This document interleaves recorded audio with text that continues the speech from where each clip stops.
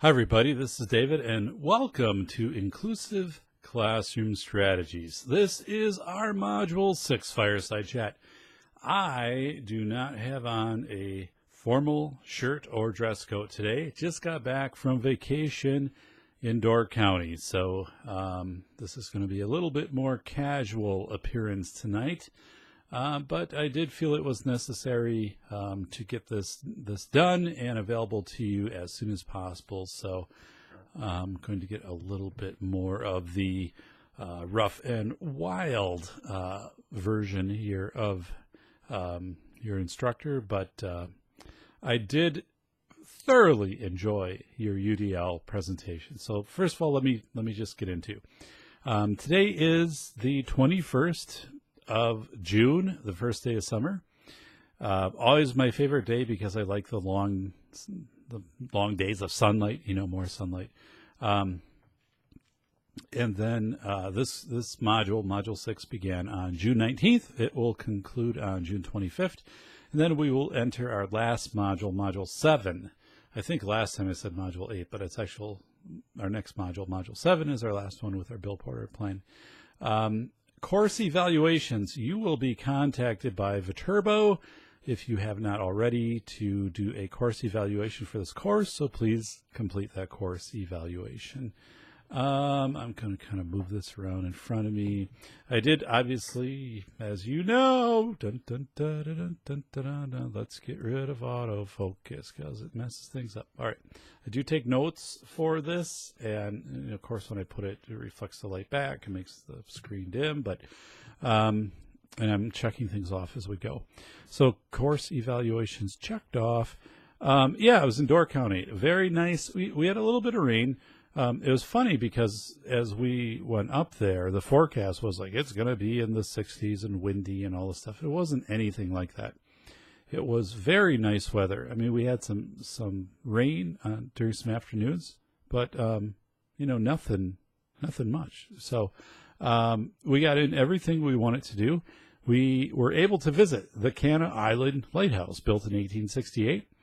They used a tractor to pull a wagon, kind of like a hay ride type thing, over the flooded causeway. It's fairly long, or fairly wide, this causeway, and it's probably covered by like 18, 20 inches of water, so you can go across it, and it's not like strong flowing current, So yeah, you got on the tractor. It was kind of a neat thing. Never had done that before, and all 4 of us climbed up to the top of the lighthouse, which was new. Because the last time we were there, I think my youngest daughter was 3 or 4 and wasn't old enough, tall enough, whatever, to get to the top. So it's neat. You can get up, you climb out, and then you walk along probably about a 2.5 foot, 3 foot wide. I don't think it's 3 foot wide, maybe. Platform that circles right below where the light is. So, you can look out onto Lake Michigan. I used to be kind of afraid of heights, but not so much anymore. I enjoyed it. I was glad I went up there. We had a great time. So it was funny. We handed our camera. There was a group of people, and we said, "Could you take a picture of us?" And the one person I handed the camera to seemed to be like the least capable of operating the camera. Now, this wasn't like the phone camera. This is like an older, just a digital camera. It is a older group, maybe some people in their 60s, and they were kind of kidding him. And I saw him take a picture beforehand, so I'm like, this is the guy to go to. So, and then someone was like, "Hey, Jerry, you should like run with the camera." And I'm like, not much of a loss because I didn't have any phone. I mean, they were just kidding. Where are you going to go? It's an island, but I'm like, no, Jerry, if you're thinking the wrong thing there. That camera's not worth anything. But just leave me the card behind. If you want the camera, you can have it. But no, nice guy. Took some nice photos of us. Made sure he took the time. And I have a tripod that it's flexible. It's small. It fits in the side pocket of my pants or the shorts I wore. And then it also has an adapter that I purchased where it can clip onto any cell phone. It doesn't have to screw into a cell phone, but you can use it as this tripod, this bendable tripod. So I didn't use it for a cell phone, actually. I don't know why, because we had opportunities, but I did use the regular camera. And it's cool because you can set it up like on top of a garbage can or like on a rock or something. You can just maneuver a picnic table to take pictures with the timer. And we didn't take a lot of pictures this time. Usually on vacations we take a lot of pictures like at Disney and stuff, but we've been up there a number of times. We took a couple of key pictures, but I keep thinking back a few things. One is like in the old days, people really didn't take a lot of pictures, okay? So, and the second thing is, you know, if you take 400 pictures, digital camera pictures up in Door County, what are you going to do with them? What are you going to go through? So we took some that were, you know, I think more meaningful, and I've got a really nice one of my daughters out in back of the Lighthouse where it looks out on Lake Michigan. So some pretty cool things. I was going crazy on the go-kart track with my 6-year-old daughter. She was riding beside me in a 2-seater. So I paid double. So we got twice the time out on the track. It was only us. And we were driving like crazy fun. So I always like to do that when I go up there. I only do it once. I don't like go back to it 3 times. I also picked up some USB bike lights. So I have one right now for the back of my bike helmet that connects on, and then it just charges through a USB port on my computer. And now the rear tail light and the front light are both USB. I purchased those. There's a really nice Dornor, D-O-R-N-O-R, I believe. It's across from Peninsula State Park up in Fish Creek. Really nice bike place. It's been there forever. They do a super job. They fit my daughter with a helmet. Very nice selection. Just very, very professional. I do have other locally, you know, a great bike place I go to, but these USB lights are amazing. I mean, who would have thought that you're not going to need batteries? You're just going to charge, and they go for like 10 hours. And then after that, you can either, which actually reminds me, did I? Nope, I didn't. I have a portable USB charger, a Jackal. It's not very big. So basically, I take this with me. I can recharge my phone, or I can recharge like the USB lights off of it. I could do both, actually. It has that much power if I take a really long trip. But I set the lights, so I set them on a lower mode so they aren't flashing that often. I can usually get about 10 hours out of them. But yeah, now it's really cool. Like, you don't need batteries. You just like hook it up and recharge it. It's so amazing. This technology is just so amazing. And they're super bright. Like they come out and the brightness of these versus what the models were just a few years ago, unbelievable.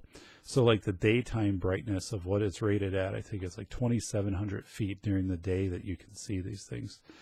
And I bike a lot. I'm actually going to I'm going to get a new helmet done in a HighVis.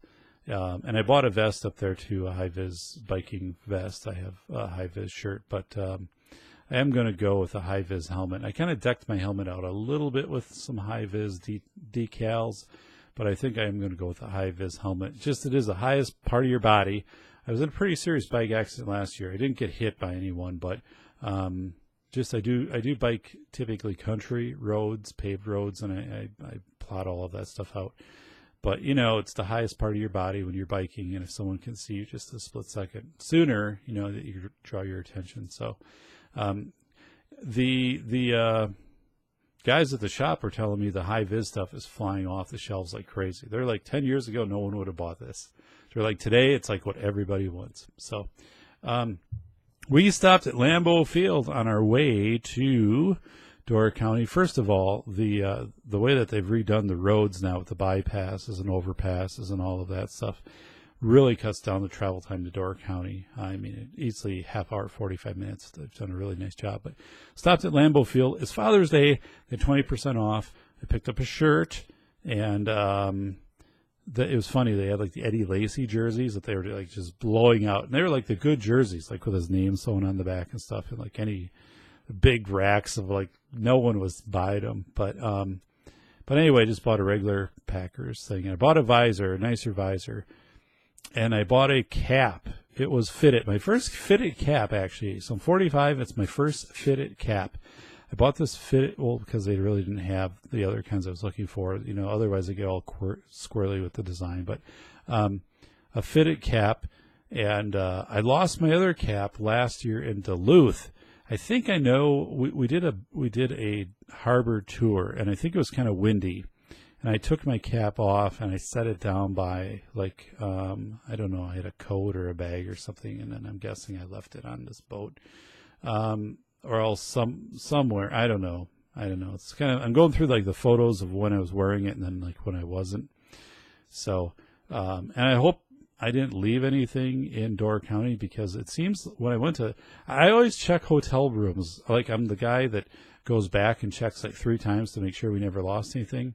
Yet, like when we went to Omaha for a wedding, a month ago, I lost a white dress shirt and at least 2 pairs of socks that just go up to the ankle, like biking socks. I'm like, how in the world did that happen? So somehow those didn't get packed.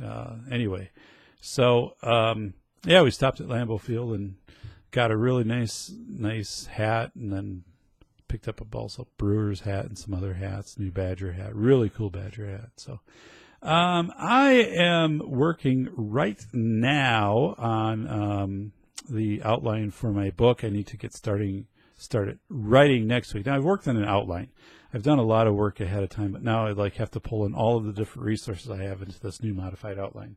So I'm just going to kind of bring it over from this side. It's really, the thing is, like, it's very complicated.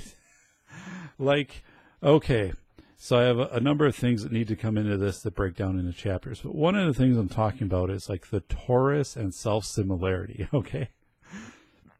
So I'm contacting people all over the world. I'm like, tell me more about how the torus theory works and how that works with self-similarity.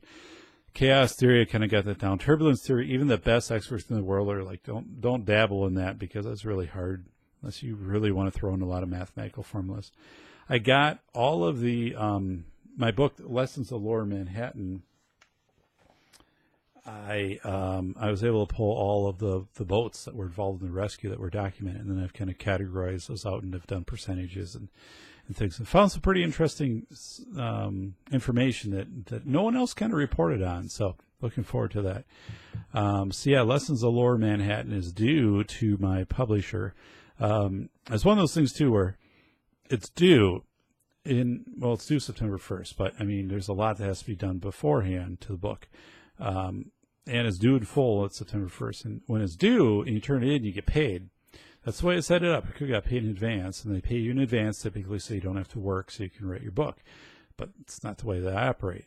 So it's nice because, turn the book in and I'll get my advance. And then, hopefully sales from the book will be pretty robust.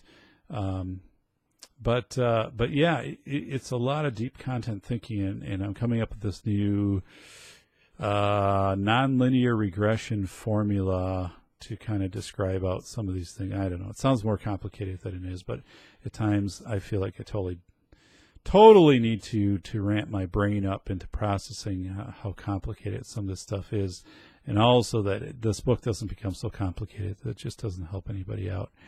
But it's good. I put out on Fiverr. I don't know if you're familiar with Fiverr, Fiverr.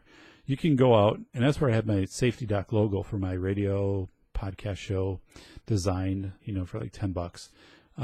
And people from all over the world will bid on projects. You'll say request proposal, like I need a design for whatever. I need someone to do a voice intro, whatever, things like that. And I put together and I said, I need someone to research the demographics of the people that were at Lower Manhattan, Battery Park, and so forth, and Financial District on September 11, 2001.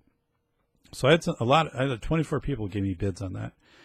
And I was messing around online, just kind of seeing, I'm just curious. I'm like, did anyone ever do this data? Like, this actually could be something that would be interesting for someone to do. And I found New York had commissioned that this study be done. So actually I had all of the data pulled off of this public domain thing, so then I could cancel out the other ones. And I felt a little bad. There was one guy I was working with, and he gave a proposal. I would have accepted his initial proposal, but then he countered it, and he said, well, I think it's going to take me more to do this. So he upped his price, and I said, well, and it was at that same time where he was kind of pricing himself out of my range, because I'm like, well, I can sit down and probably dig this stuff up for what you're charging now. But then I found this document which made everything moot. I had it. So had he just gone initially with saying, here's what my proposal is, he would have made, some money off of it. And anyway, but that's Fiverr. So let us talk about Module 6. And by the way, I am buying a boom arm for the microphone. So it's going to come in a lot better. We're going to have a lot more consistent audio quality because right now it just sits on my desk. So as I move in and out, we're not getting the best. It's much better than what it was. And the microphone itself is very nice, but and I'm not going to have to kind of lean down talking to the mic. Mic's going to be actually elevated up. That'll be coming in soon. And then of course I have this not the artwork, but the sponsorship behind me is getting moved. Badgers do not sponsor me, but that will be replaced with a sponsor sign, a large sponsor sign, and the other sign's getting redone with some new logos and a different sponsor too. So good news for the show. The last show I did, I had like 5 times. The show's growing significantly. And I was on a show a week ago. I'm on a show I'm on 2 shows next week. They're both much bigger than mine, and one is out of Canada. That's a science show. And the other one, we're going to kind of talk about the mechanic, more about my book and interdisciplinary response to a tragedy and things like that. So, but yeah, I feel it's fascinating now because I've done an interview in Great Britain, and I'm really getting a lot of requests to do interviews on different shows. So, but enough about me. Universal Design for Learning, Module 6. So, the DPI, and I have this website linked out. The DPI is a very well-developed site for UDL. So we often aren't aware or simply underutilize that DPI website. It's out there. It's really well done. And the DPI needs to toot their own horn and get that out there more because it's just an underutilized resource and so many links and pages that come off that. The UDL video search, if you haven't already conducted your search, now many of you have because it's due tomorrow, but go beyond the first few videos that pop up. Don't just do your search and then it's like, hey, here's the first 3 videos. And so I'm going to put those up. Dig a little bit deeper and see if you can come up with something that is on the road less traveled. So your UDL assignments, very, very nice work. A lot of original stuff like I've never seen before. So very nice work. I appreciate that. And again, I did share that pamphlet from that 626 student to kind of give you an idea of some ways you could go with that. But wow, some people, you put together some fabulous lessons. So really nice job. I mentioned a couple of those once we get into Fireside Chats, but everybody, nice job.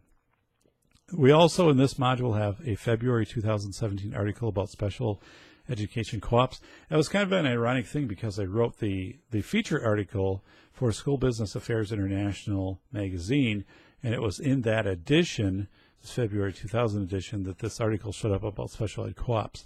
Special ed co-ops can be very, very useful if you use them for a co-op approach to professional development for teachers. It can be very, very effective. And let's say you want to get teachers trained in common planning time and how to work with common planning time, how to a regular education teacher, a special education teacher, a specialist, push-in services, how that might all work together. You could do that if you work through like a co-op. Maybe like 4 schools at a time could learn that. Like they could host it at one school and the other schools could come in. So that's a great benefit of special education co-ops. And, I use these terms regular ed and special ed. I don't like those. I've said those before. I think everybody's a teacher. That's kind of it. And there are some states where it is kind of like that. It's teacher. I mean, it breaks down. You're not specialized by whatever your license title is. You're able to work with all students. Minnesota is very much like that. They do that. Wisconsin, not so much. Wisconsin still creates silos through licensure.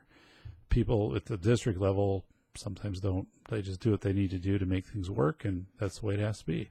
Shout-outs. Jeremy. Okay, you wrote, first of all, I had to look up the word balkanization, which turns out to mean to divide into contending and usually ineffective factions. I suppose that does happen in some schools, but I don't really know why it happens. So, Jeremy, yes, balkanization isn't a word typically woven into discussion about education, but I'm glad it was there, okay, because for years I've observed regular education teachers where regular education is almost a separate profession in schools versus special education, like it is the verse. Because here's why. It's partly due to funding. Special education does generate IDEA funding, Individuals with Disability Education Act. People think that's a big pot of gold that comes to districts. Not really. I mean, it's a fair amount of money, but you have high-need students that can consume large chunks of that money. The state reimburses special education teachers, special education aides, speech language, physical therapy, occupational therapy. At a percentage, it's not very high. I don't know what it was. Maybe it's 20% now. At one point, it was much higher, like 50 or something like that. I don't even know the number, but there is some money that comes back to the districts for employing special education staff. Plus, of course, it's Medicaid reimbursable for a number of services. So there are those dollars that come back that don't come back into that regular education setting. Although hypothetically, the Medicaid dollars that come back to a school can use those for anything that they want. So, and it's also partly due to belief. So we talked about funding is an issue when it comes to this balkanization. Licensing, I talked about that, where in Wisconsin, if you're licensed, you're a special education teacher, you work with special education teachers and not regular education students, or you special education students, not with regular education students, unless it's like this incidental whatever, which nobody knows how to define. And it's also partly due to beliefs. You know, if you're really buying into inclusive practices and that you are an educator of all students, and you will learn how to teach at least the basics of reading to all students. So part of this comes into beliefs. So funding, licensing, beliefs. That's where balkanization comes in. I want to list that balkanization, I believe, represents that there is a presence of some type of friction that goes on. Okay, I've driven like a lot of hours today, and like I'm tired. Okay, and it is 9 o'clock at night, so cut me a little slack on this.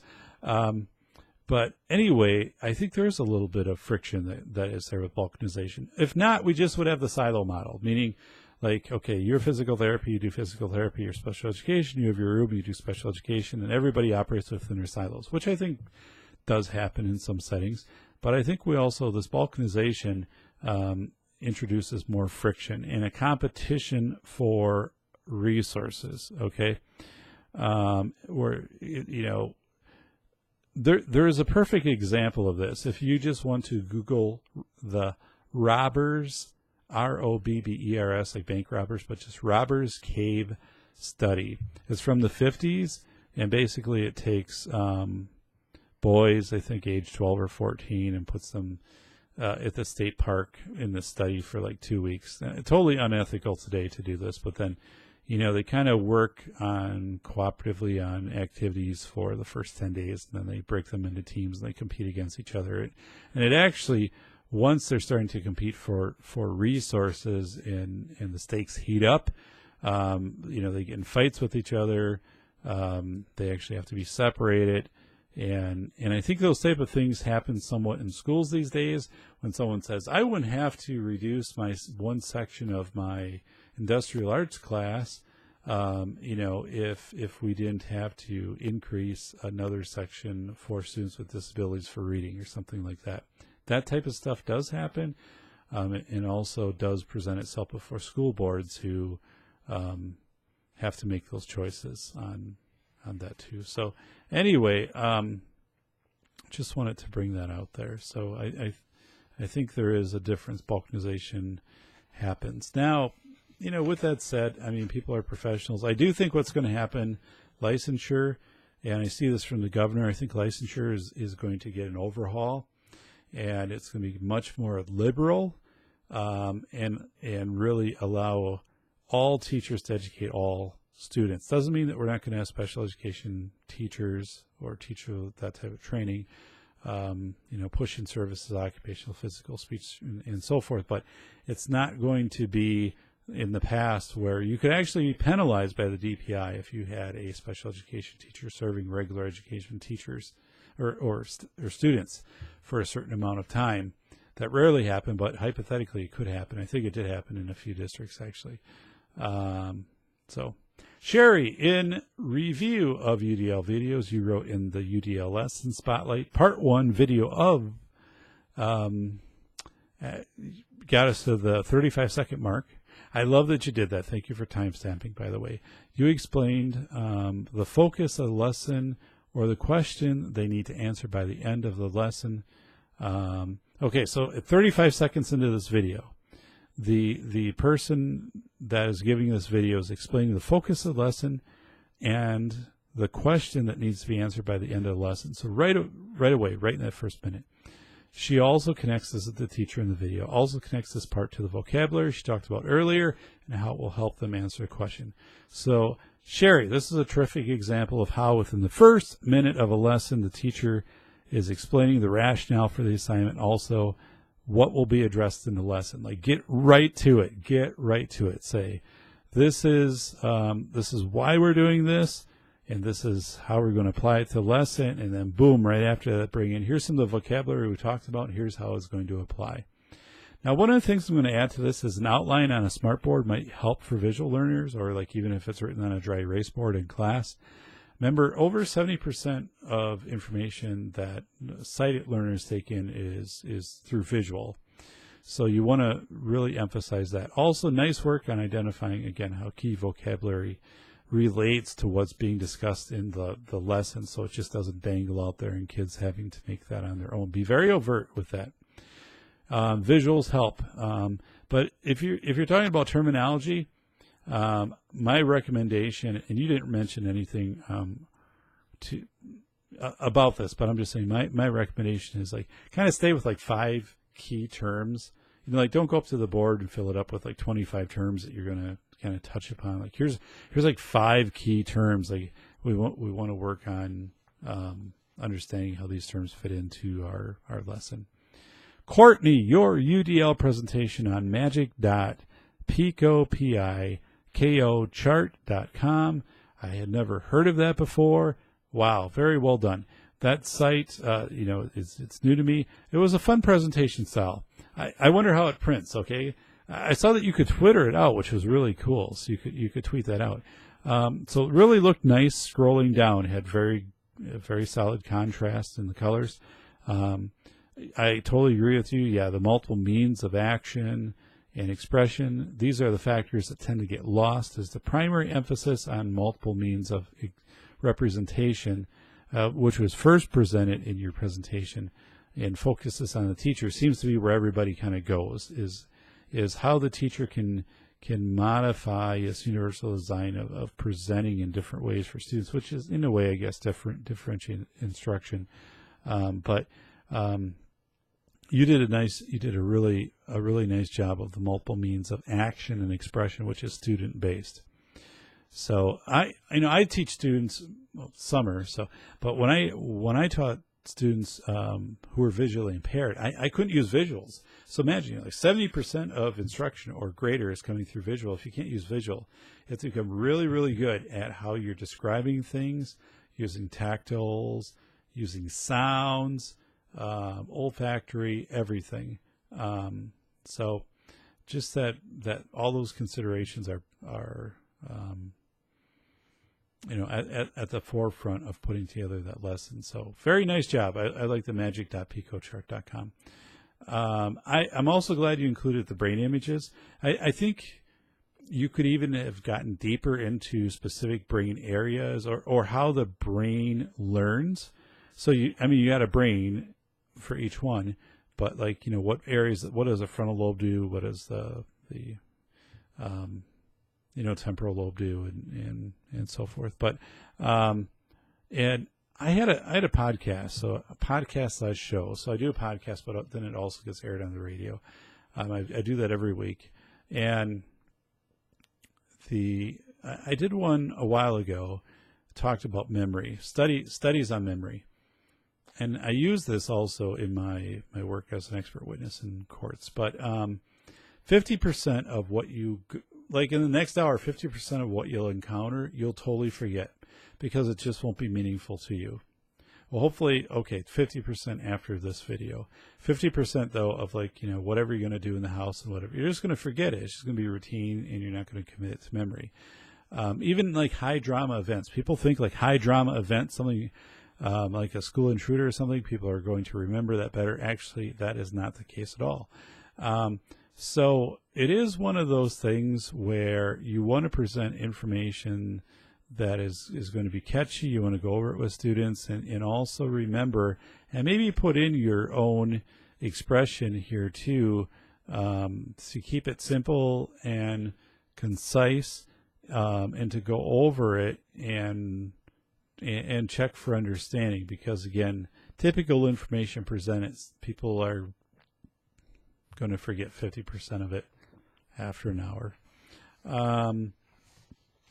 Bonnie, your co-teaching model discussion. I'm going to read this. You talk about teach and assist. One teacher is responsible for teaching while the other teacher circulates throughout the classroom, monitoring progress and providing assistance to students as needed. This is the approach we use the most in the 6th grade math class. While the classroom teacher taught the content, I monitor behaviors, kept students on task, and helped students as needed. She would do a I do, we do, you do instructional model.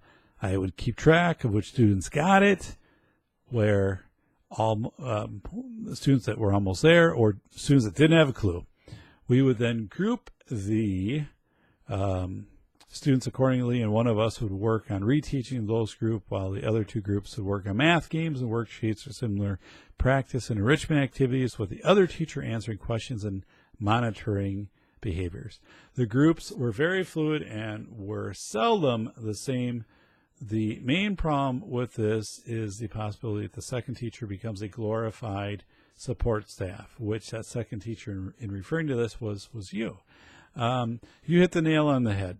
So Bonnie, has nothing to do with your quality as a teacher or an instructor, but this is a structure that clearly puts you in a support staff type role. And the question you frankly have to ask, and that your administration is going to ask, is could we have the same thing accomplished with an aid in a support, in helping students, helping them with some vocabulary, and helping with some of the behavior? Could we have a support staff do the same thing? And if the answer to that is yes, then you're not needed.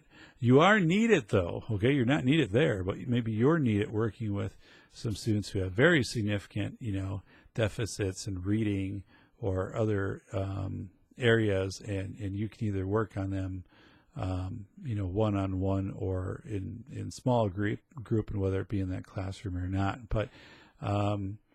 But I've seen this a lot, and I think if you recognize where if this could be done by a support staff, you have a support staff, maybe the support staff takes on this role, and then you're taking on working with students with greater needs. Or you look at this and say, you know what, this puts me in the role of a glorified staff member. That's not where I want to be. I'm more talented than that. I have more to offer. It's just a structural thing.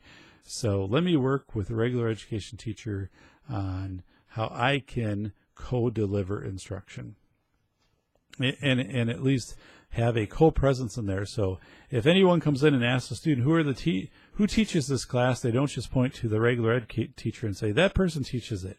They point to both and say, they teach this class. Matthew, for examining teaching models you wrote in the area of exclusivity, they are initiating. So this was, you had observed this.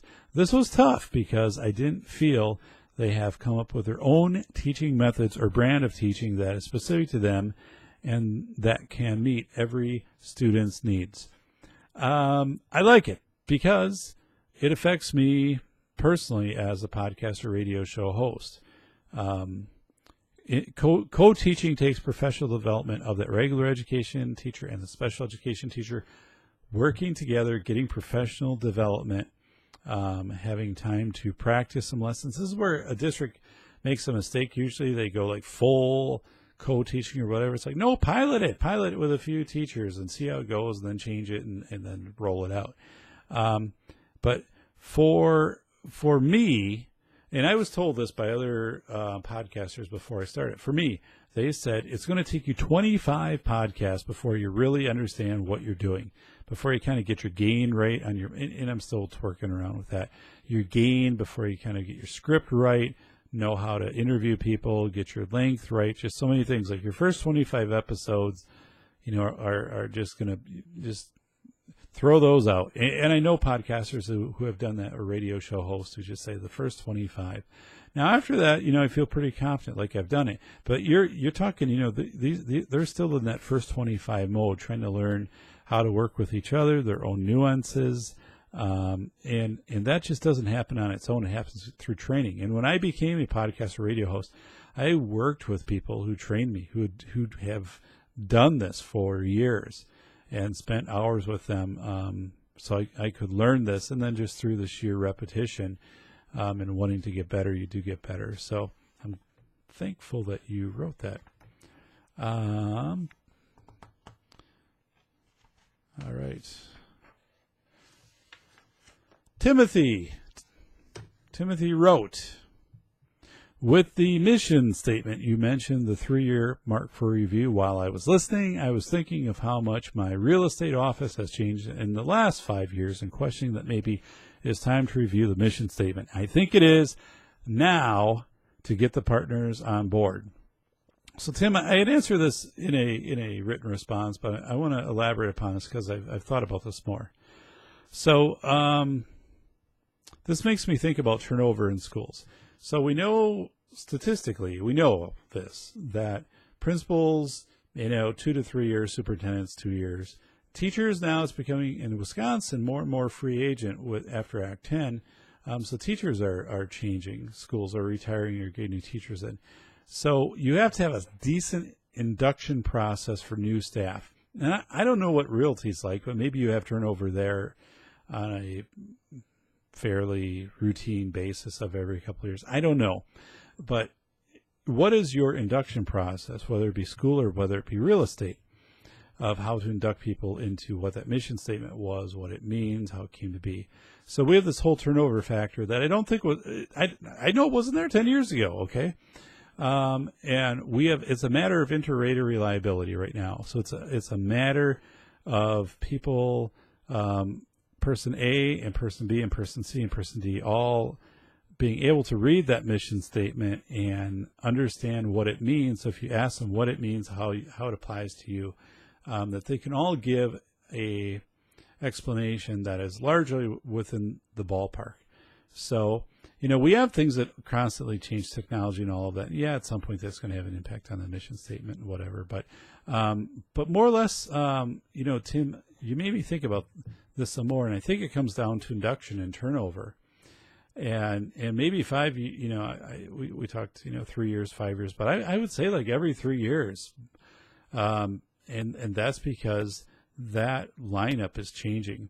I want to give an example. So I work with schools, and I also have a book that's coming out on this, and I'm a host on a couple of radio shows next week on this topic. But so the way that I feel, okay, let's just say, the way that most school interagency drills are conducted today, it's scheduled out, so it would be police, fire, EMS, maybe emergency rescuers, whatever, like first responders. And they stage it, ahead of time at the school, and there's observers and everything is marked off. And this might happen every year, might not happen. But they practice on what would happen if we had an intruder in the school. All right. There's many reasons I think there's very limited value in doing that. And one is a school intruder is a nonlinear event. And once you're practicing for it, you're practicing in a very linear way to do that.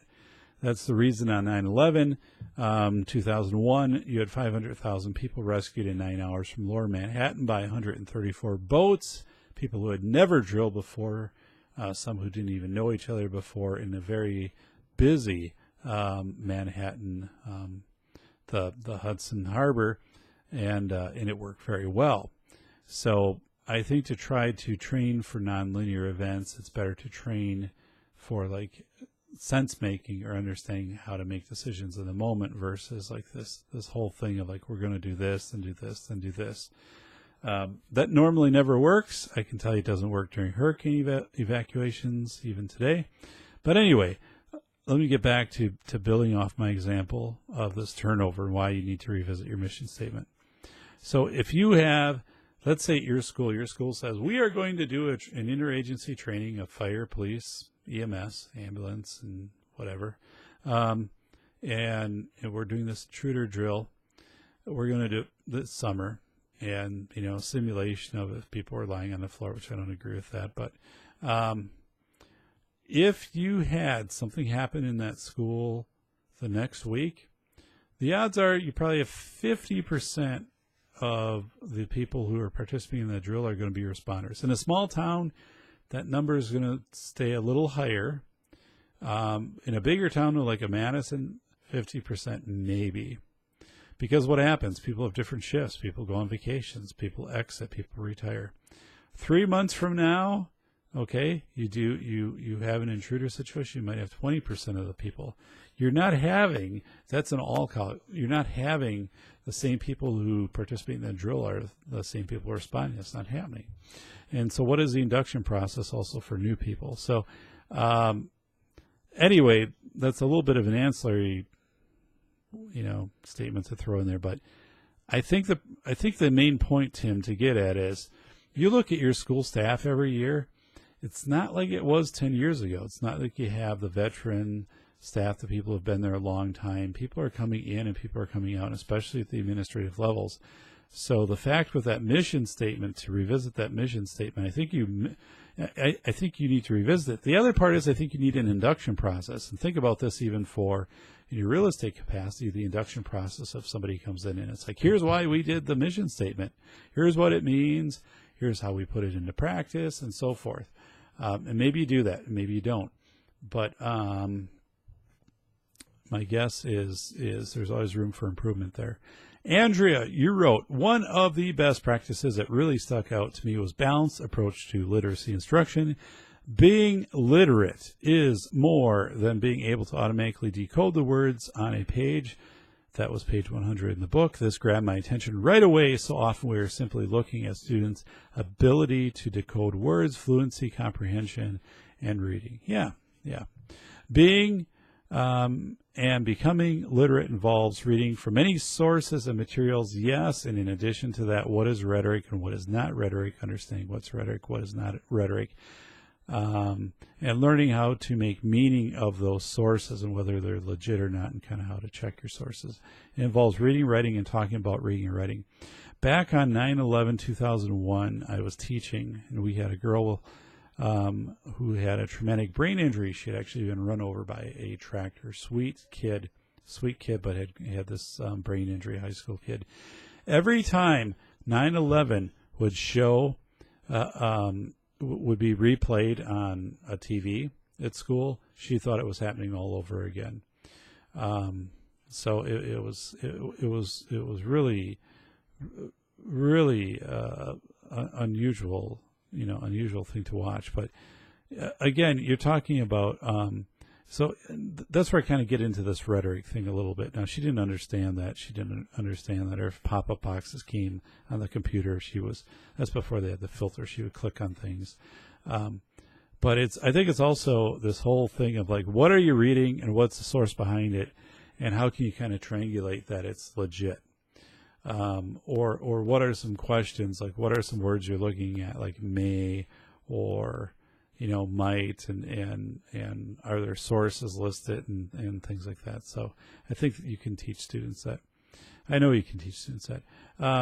So yeah, I agree, Andrew. Thanks for noting this. I recently did a podcast on second order thinking. Okay, so it's out there. If you go and follow me at Safety Ph.D. and you can find my podcast on Safety Doc podcast. You can go into iTunes, type in my name, they're all there.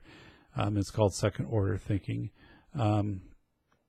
First order thinking. So first order thinking happens a lot with people, just with people in general, but first order thinking is common. It's linear.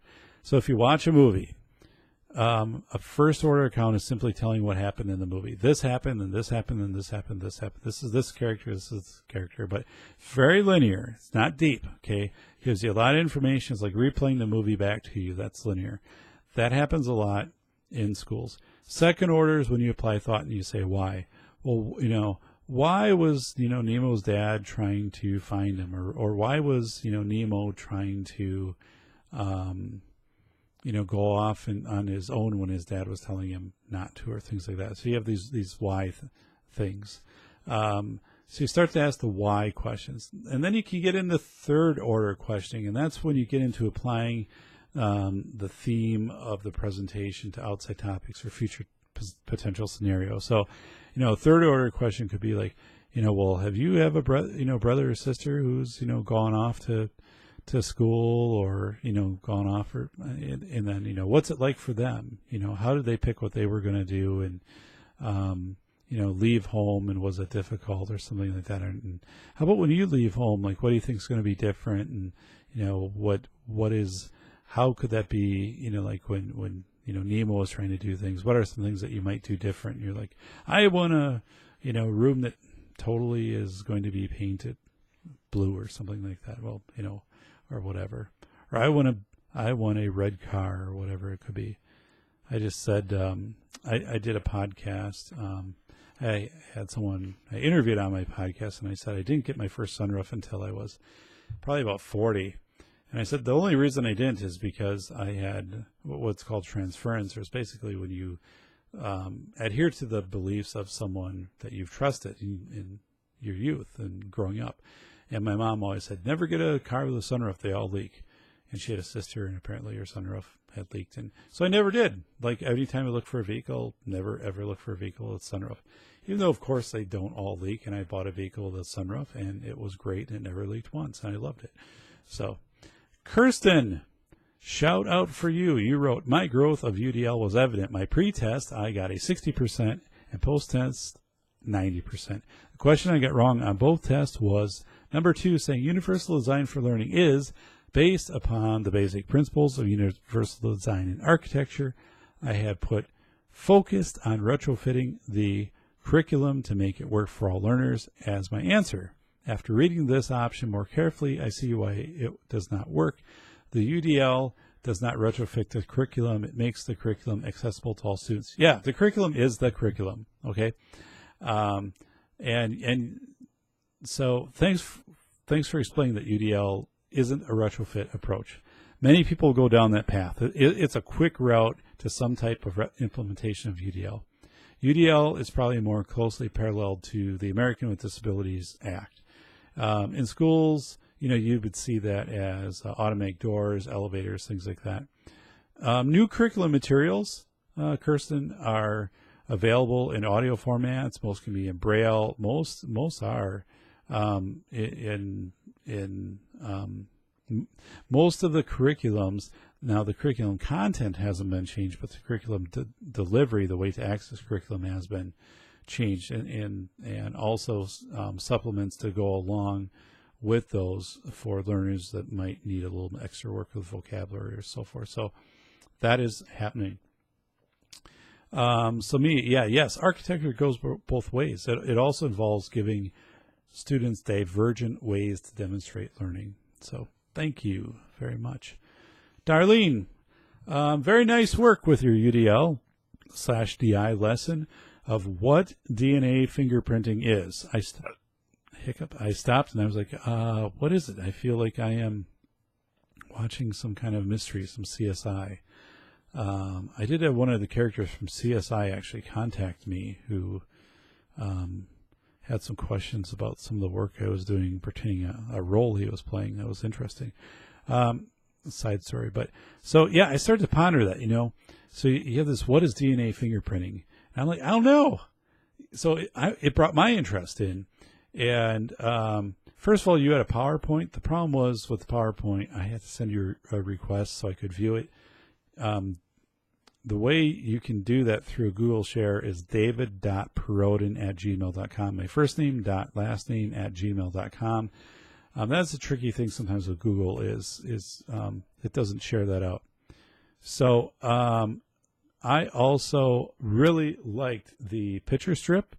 I thought it was terrific. It helps students with sequencing and perhaps adds a step. I would add a step before that, like an affinity cloud process where you maybe have students like write down everything they're kind of thinking on a sheet of paper, and then you try to maybe like circle it into constructs, like these are all kind of lumped together. You had an awesome timeline very well presented, builds upon itself. Also, very good use of graphic organizers. Probably some of the best use I've seen in a number of classes, the way you use graphic organizers. They're out there. We don't use them enough with students. It's a great way for students to get down their thoughts. They can do it in words or they can do it in pictures, but graphic organizers are super. You really did a wonderful job with that, Darlene. Thank you for doing that. Anne wrote, to demonstrate knowledge UDL, this is what you wrote. You posted an original lesson and also an enhanced lesson plan. What I immediately noted was that the enhanced version indicate the learning that the students would demonstrate as the original listed task that the student would complete. You also shifted your emphasis onto problem solving, and you gave students 3 options to demonstrate their learning. Also keep the door open. I'm telling you, also keep the door open if a student proposes an option to you and say, yeah, maybe, I'll consider that, maybe not. Not that I can see the amount of work that can be like if everyone tries to put together their own individual assignment. But that's what you did is you went from saying this is what the students are going to complete. That was your first lesson. The second lesson, your enhanced lesson, this is what they're going to learn. This is what they're going to demonstrate. Big difference. Nice job. So I also put in there that partnering with other students, it's a valuable skill, but in reality, millennials focus more on working on their own and working on their own terms. They'll interface with others when needed, but we don't. It's not the vertical organizations of the past where you have like the top person, the boss, and then all these different layers and whatever. But it's also not this horizontal myth right now of these horizontal organizations that everybody's at the same level and working together. That's not really what's happening. So you might have to teach kids the skills of working together to problem solve. So just be aware of that. And again, I would say look at that Robbers,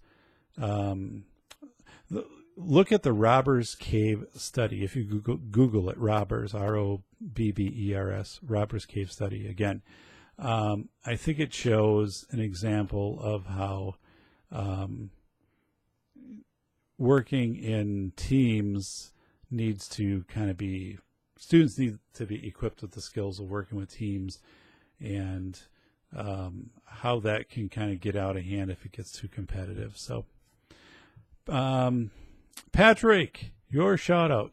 You reflected upon the UDL quiz pre and post. On the post, there were only 2 questions I was a little bit iffy on. This is what you're writing.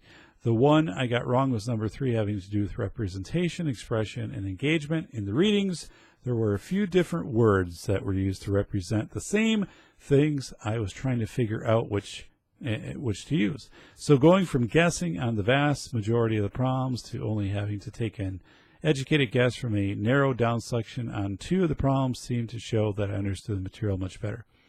So Patrick, thank you for stating, that we have issues with conflated terminology. Okay. I've been there. People say that, this is how they describe one thing. We were there at the beginning of class, mainstreaming, inclusion, tolerance, acceptance. So it is tricky, and imagine what it's like for kids. So here's what I say. Put terms on the board, on the whiteboard, on the smart board, define them, give examples, be as tangible as possible. Inter-rater reliability is assumed.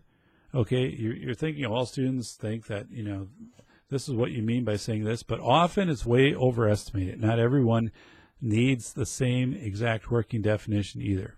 This is a new term. Guess what? I'm going to throw a new term at you. It's called the torus of understanding. Yes, torus, T-O-R-U-S. So a torus, it's an actual theoretical term.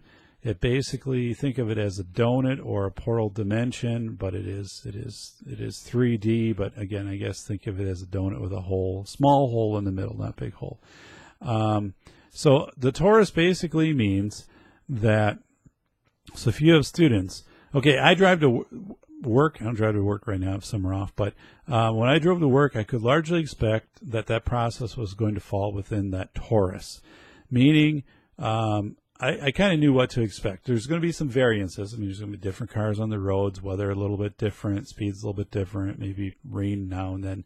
Now, I mean, you could have it kind of fall outside the Taurus where you could have like really icy roads and things. Well, that's going to push you outside of this Taurus. But for the most part, for the drive, like 90% of the drive is going to fall within this Taurus.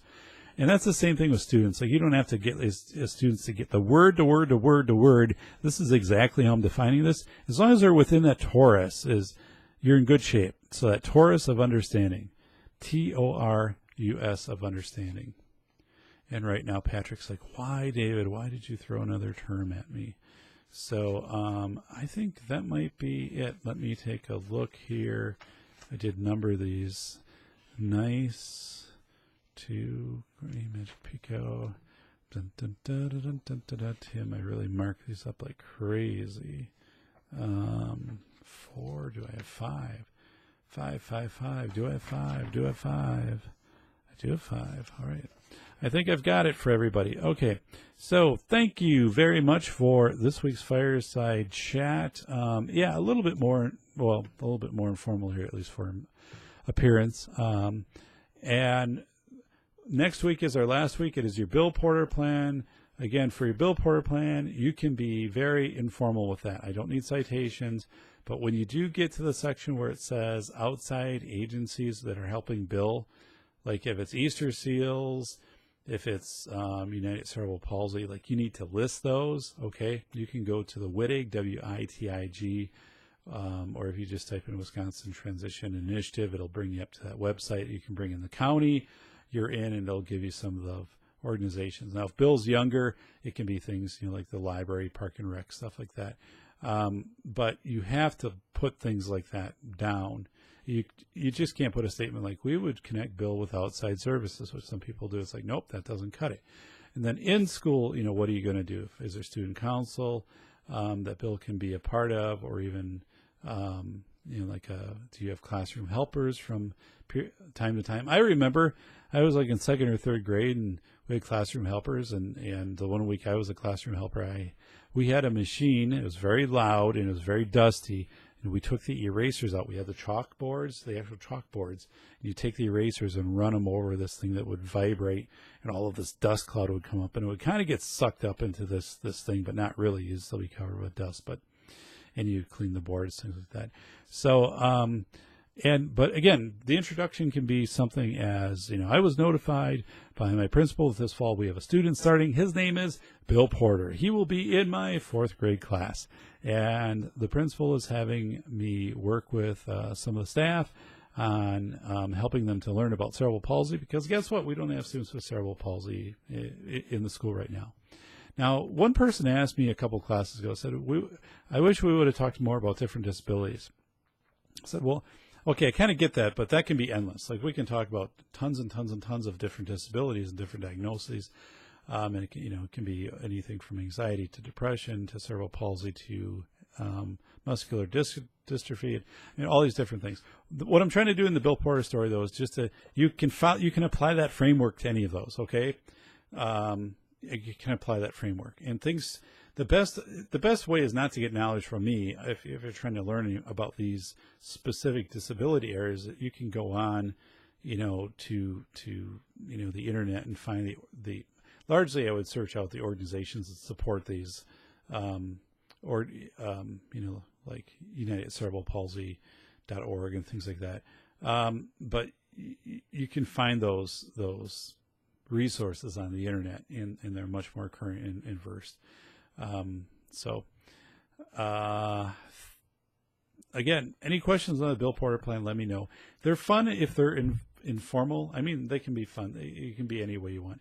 And also consider, like, you might want to say, I'm going to check with my classroom or our school's librarian, because I know there was a book called My Friend Will by Tara Tuchel, talked about a young boy with autism, and maybe we have something like that can do with cerebral palsy that we can incorporate into our literacy.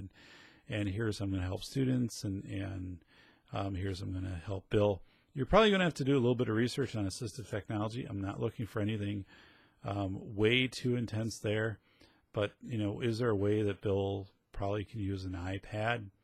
Is there a way that you can take smartboard notes? Or is there some low-tech things that you're going to do for Bill? Like say, you know what, probably a Bill at a table instead of a desk because it's going to be easier for him to get in and out. How about peer helpers? I'm throwing a lot of stuff out here, folks. How about peer helpers? You know, someone to help Bill carry his lunch tray, maybe carry his backpack. Of course, a personal helper, you know, if Bill needs to use the restroom or things like that, that's not going to be a peer. So we are wrapping up. Make sure you have everything in on June 30th. I'll have another Fireside chat next week, but please, it does need to be in June 30th. I do have a extremely short turnaround window with Viterbo to get your grades in. And we need your grades in, okay? You want your grades in. I want your grades in. What'll happen is once you submit your Bill Porter plan, and really at this point you can submit it anytime you want. It doesn't mean you're done with the class necessarily. You need to complete anything else that's remaining in the class for assignments, but you can submit your Bill Porter plan early. I will print it. I'll grade it by hand, and then I will also return it. And there's a special file I think it gets returned to, but you'll see that. So, but yeah, that will show up. And don't look in the grade book and say it shows up twice or whatever. I've got it all set up the right way in the grade book. I have not upgraded the grades yet, but they will be updated after the Bill Porter plan. All of your grades will be in. You'll be notified, so make sure you're checking. Class ends at 30th, that you're checking, you know, July 2nd, 3rd, 4th, you know, right around there, and the grades will be in. I mean, they'll be in by the 4th of July. So make sure that you have everything in. I've really, again, enjoyed your post, your wisdom, your ability to try new things, and you've worked really well together. So thank you very much. I'm guessing the dress shirt is going to be back and the sport coat next week. But for now, this is David signing off and welcoming you to the final days here of Module 6 and into Module 7, and then we'll be wrapped up for this class. So thank you very much. Any questions, please contact me.